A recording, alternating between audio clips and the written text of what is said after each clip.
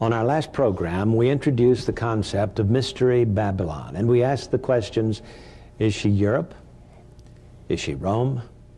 Is she New York? Is she the United States? What about the global village? Gary Stearman is here to discuss with me the mystery of this woman. And we're in Revelation 17, if you want to open your Bible. And verse 3 describes her as riding a scarlet-colored beast, and its names are that beast is full of blasphemies and having 7 heads and 10 horns.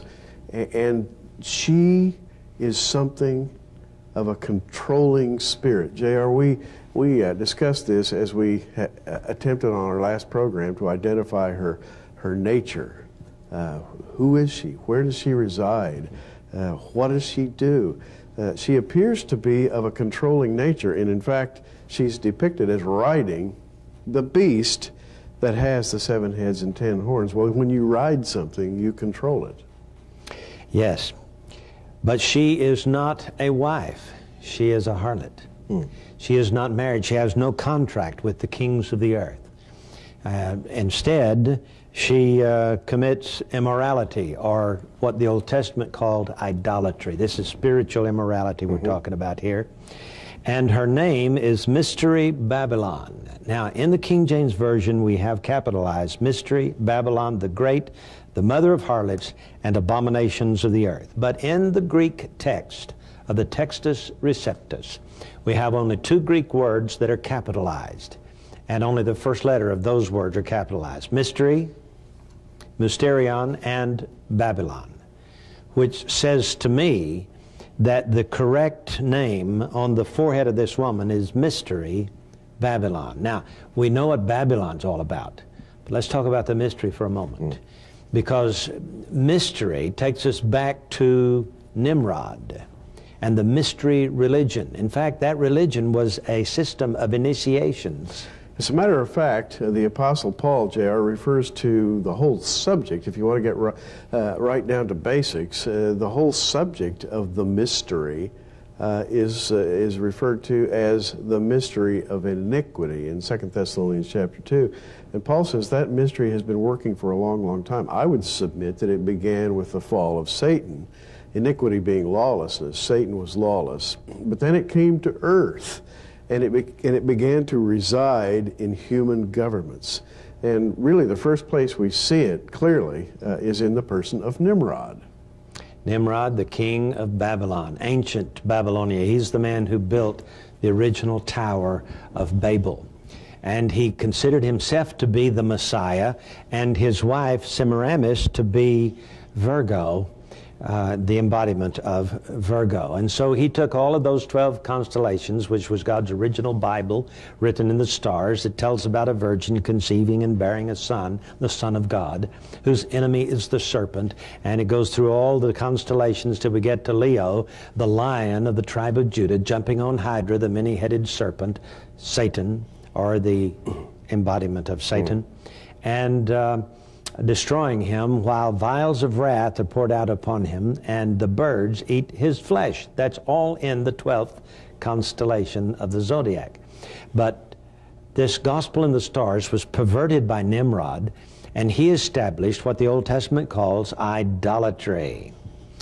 And so, Gary, let's look at this gate of God for a moment, this original Tower of Babel. Well, Nimrod and his people, and he had many followers, but he was the leader.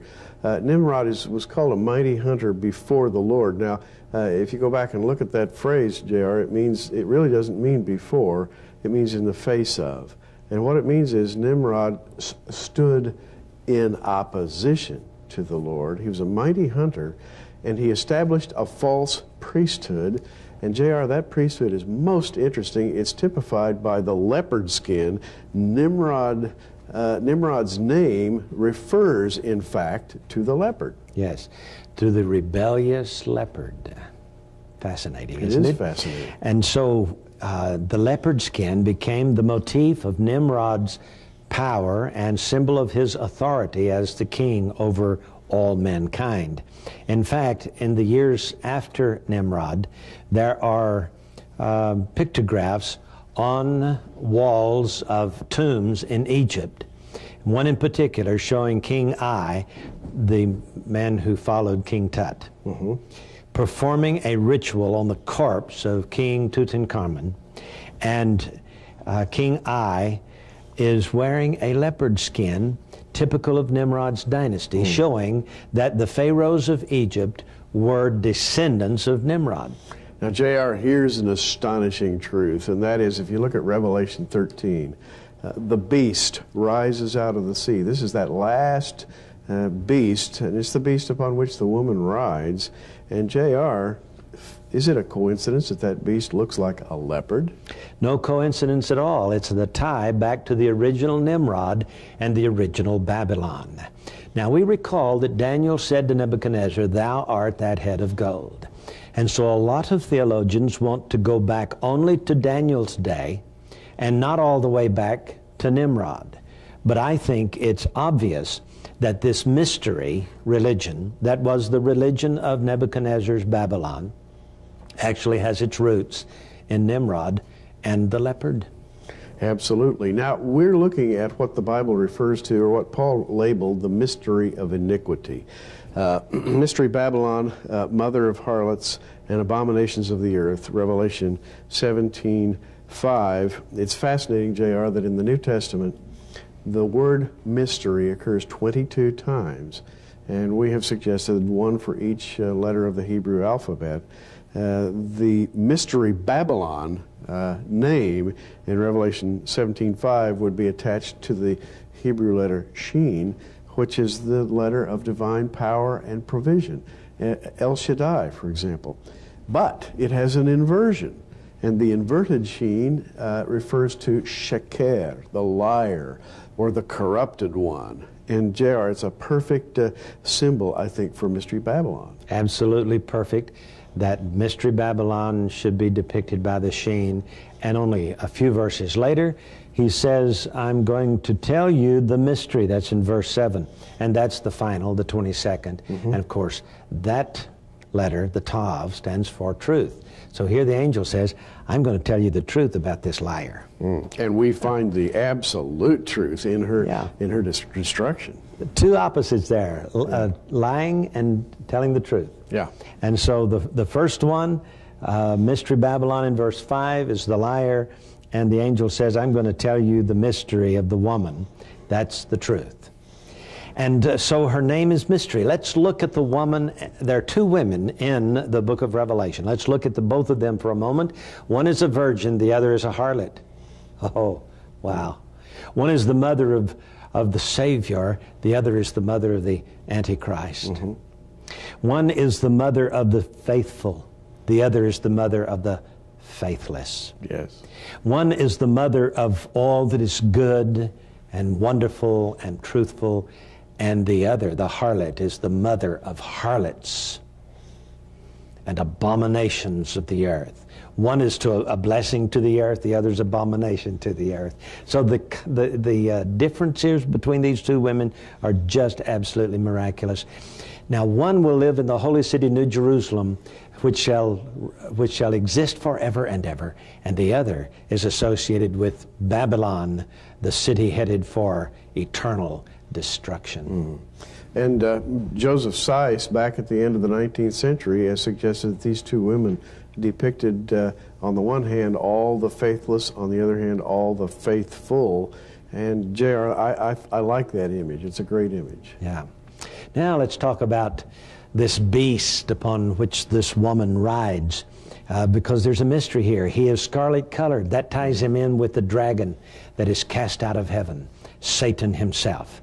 Well, you know, in Europa, riding the bull, the motifs of the New Europe, according to ancient mythology, European mythology, this white bull is none other than Zeus, who took the form of a white bull. But Gary, originally the form of Zeus is a serpent. Absolutely. So and this is the same dragon, the red dragon cast out of heaven, basically. basically, it's a continuation of the theme of the dragon, referred to as, quote, that old dragon. So he's a lot more than just an old dragon. He appears in many forms. Even though he has this view of a leopard here with the feet of a bear and the mouth of a lion, he is associated through the color red to his papa, or his originator, Zeus himself, who in the letter to Pergamos is referred to as Satan. And then, of course, we have Apollo. In fact, let me read to you from the Zondervan Pictorial Encyclopedia of the Bible. In fact, we'll do that when we come back in just a moment. Don't go away. We'll be right back. In Revelation 17, the woman rides a beast. And according to European mythology, Europa is the woman, and Zeus is the beast, who has transformed himself into a white bull. Originally, Zeus was a serpent to whom offerings of honey were made. But when he took Ganymede, he transformed himself into an eagle. When he took Europa, kidnapped Europa, he transformed himself into this white bull. So we need to look at Zeus for a few moments. According to Greek mythology, Zeus was the son of Kronos and Rhea. And of course, Kronos was the son of the original chaos. Then came Gaia, Earth, who married Uranus, and they produced the Titan gods, including Kronos and his wife, sister Rhea. Well, Zeus seduced Leto, his niece, and from their union came Apollo. So Apollo is the son of Zeus. Apollo had a twin sister, Diana, also called Artemis. So Apollo, Gary, is the male counterpart to the female Diana. The two of them together represent the religion of Greece. They were the major gods of the Greeks. Now, in the Old Testament, Apollo is referred to by the Hebrew word Abaddon, which is translated by the Septuagint translators into the Greek Apoleia, or Apoleus. And so basically he appears in both the Old Testament and the New Testament. He's called Apollyon in the New Testament. He's called Abaddon in the Old Testament. And J.R., what makes this fascinating is his connection with the Antichrist, because in 2 Thessalonians 2:3, the man of sin, the Antichrist, is referred to as the son of perdition. The word perdition is Apoleus, which is the word for Apollo, the very Greek word for Apollo. That's amazing, isn't it? Yes. Now, called Zeus, the father of Apollo, was called Satan in the letter to Pergamos. And I have the Testament of Dan here, the Testament of the 12 Patriarchs, in a book called The Lost Books of the Bible. And I want to read what the dying Dan said to his children on his deathbed. He said, quote, "For I have read in the book of Enoch, the righteous, that your prince is Satan." So this connects the Danites with Satan or Zeus. And remember, please, the Danites are connected to the honey. Remember the riddle of Samson? The bees made honey in the carcass of the lion. And this has been a mystery religion down through the centuries. And so Zeus, the serpent, was offered honey. This was one of the main offerings to Zeus. And so that is the connection with the Danite tribes. And then, Gary, I have here a book called the Zondervan Illustrated Bible Backgrounds Commentary. And this says, Abaddon is usually translated by the Greek Apoleia, with Apollyon being its personal form. Apollyon has also been understood to be the god Apollo in the role of destroyer. Apollyon may also be another clue to identify Nero as the church's persecutor, because Nero's patron deity was Apollo. It says this identification is likely given John's only other use of Apollyon in chapter 17, verse 8, and again in verse 11. This is the chapter we're looking at today. When the beast, the 8th emperor, Nero Redivivus, is ready to go to his destruction, Nero's voice and appearance were compared to those of Apollo, and there are 3 ancient Roman historical sources where the people hailed Nero as, quote, our Apollo. Nero also had a coin struck depicting himself in the guise of Apollo playing a lyre or a harp, while other coins from his reign show him with a hairstyle identical to Apollo's. So Nero is connected with Apollo here. And J.R., here's an interesting historical footnote. Many, many centuries later, along came another would-be world ruler from France, and his name is Napoleon Bonaparte. Napoleon is simply the English way of pronouncing the French Néo-Apoléon, which means the new Apollo. He dubbed himself the new Apollo. And by the way, if you remember, his coronation robe was embroidered with golden bees. Yes, 300 of them. 300 golden bees, and those were the symbol of Diana, or of the sister, Artemis. Absolutely. You know, the statues of Diana have these 9 bees engraved on the statue.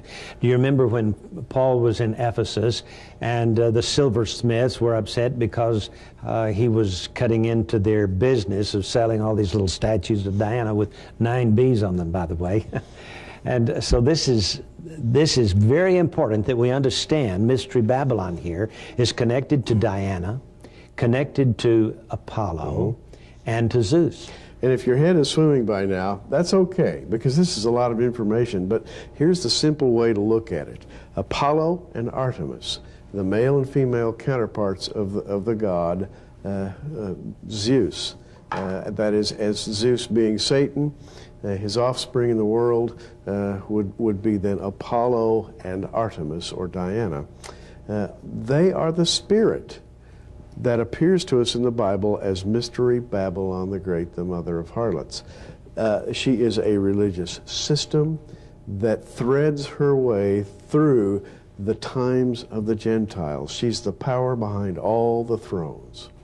Okay, so if we have Zeus, who is Satan, and we have Apollo, who is the Antichrist, yes, and we have Diana, who is his twin sister, yes, just the other side of the coin, I guess you could say, and we have this harlot then, this goddess of fertility that brings forth this Antichrist. And of course, whether it be a niece, or whether it be Leto the niece, or the sister, such as Kronos' sister, it's possible that Apollo then and Diana represent the Mystery Babylon and Zeus. This is the ancient religion. We're not talking apostate Christianity here. We're talking Mystery Babylon, the ancient Babylonian absolutely. Religion. And it's not confined to one city on earth. It subsumes all of the capitals of commerce, all of the capitals of money, power, all over the world. And J.R., this woman has a golden cup in her hand. She's holding it up. It's full of abomination. And, you know, not only are there 2 women, the evil harlot and the pure virgin, but, you know, there are 2 cups. There's a cup taken by Christ. He said, prayed to his Father and said, Father, if it be thy will, let this cup pass from me. Nevertheless, thy will be done.